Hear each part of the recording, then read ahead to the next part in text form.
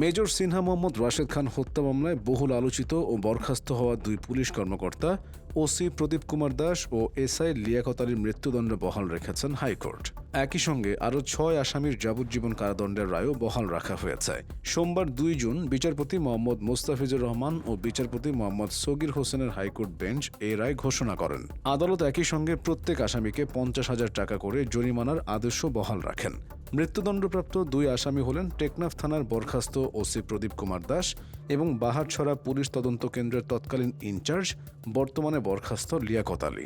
এছাড়াও এই ঘটনায় দায়ের করা মামলায় যাবজ্জীবন সাজাপ্রাপ্ত ৬ আসামি হলেন টেকনাফ থানার এসআই নন্দদুলাল রক্ষিত, কনস্টেবল রুবেল শর্মা ও সাগর দেব এবং কক্সবাজারের বাহারছড়ার মারিশবুনিয়া গ্রামের বাসিন্দা মোহাম্মদ নুরুল আমিন, মোহাম্মদ আয়াজ এবং মোহাম্মদ নিজামুদ্দিন।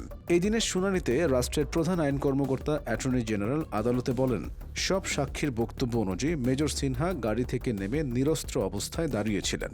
তখনই প্রথমে ২টি এবং পরে আরও ২টি গুলি করা হয়।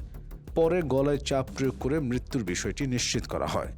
তিনি আরও বলেন, এই হত্যাকাণ্ড ছিল পূর্ব পরিকল্পিত এবং একেবারেই ঠান্ডা মাথার। এই ঘটনা গোটা দেশকে থমকে দিয়েছে, থাই পাহাড়ের মতো ভারী এক শোকের চাপ নিয়ে। ঘটনার পর থেকে মেজর সিনহার পরিবার বিচারের জন্য দেশের বিভিন্ন দপ্তরে ঘুরে বেড়িয়েছে। সাবেক সেনা সদস্যদের সংগঠন এক্স ফোর্সেস অ্যাসোসিয়েশনের নেতারা জানান, মেজর সিনহার মা ও পরিবারের সদস্যরা বিগত ৩ বছর ধরে সুবিচারের আশায় অপেক্ষায় ছিলেন।